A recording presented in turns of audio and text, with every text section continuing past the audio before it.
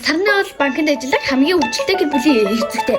Энэ бол зориг бол хамгийн дэлхийд идэх хамгийн тэнэг хүн. Яагаад гэвэл хамгийн баян буулган эндээс гардаг. Энэ бол Эрдэнэ хамгийн хөөрхөн, хамгийн алдаатай, хамгийн ухаантай хүүхэд болох сургуультай.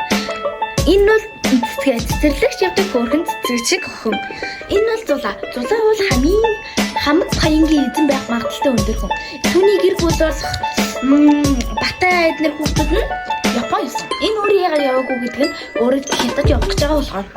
За тийм болохоор одоо энэ Сарныгийн амьдрал бүх юм тохиолдсон байдаг. Ер нь бол манай гол дүр бол хамгийн том гол дүр бол Сарнай.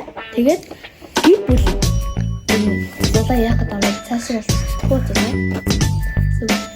Намайг яагаад чиний хэрэг байхгүй шүү дээ. За энэ зориг харж ивэл сахалгүй. Энэ хавсан яриа гэж гоё боож юм дээр суусан. Охиныгаа загнаад дүүлүүлээд гэж жоохон нүднээ хөвгөрцөн. Хүүн бол гоё хувцас өмссөн ч данц багтсан байгаа. Тийм ээ. Одоо энэ бол гэр бүлийн зураг. Сарнагийн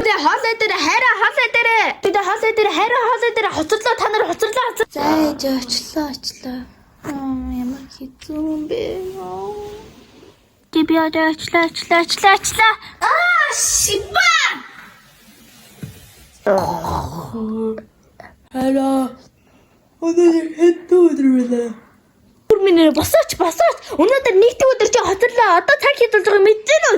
Чиний ажил 9-өөс ордог үедээ одоо 7 болж байна. Хараа би чинь 9-өөс ордог үед яагаад 7-д босох ёстой гэж. Би юу дэжтэй? Юу лээ? Хорлын тайлангаа бичээгүй. Нөгөө ороо тэгээс ажиллаа хий. Чиний орилгыг сонсороо биний чих зүлэрлөө. Холдооч ээ.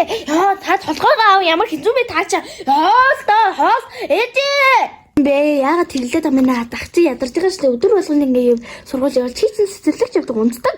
Тэгээд та ахыгаа бодож жоохон унтуулчих заа юу. Юм болгонд агааг л ингээ дүмөрдөг. Ага миний эмийг идээ тоордог эзэн ч би өмөрч өөрийнхөө өмнөөс шийтгэл өөртөө өгдөг. Тэгээд би агагийн эмийг хөвчлэхэд би агагийн эмийг хөвчлсөн гэж хэрэгүүлээгээ үздэй. Хөөе, бос. За би чамд шинийг авч өгөхөөстэй. За надад ахыгаа тайван унтуулаа. За баяртай. Уучлаарай.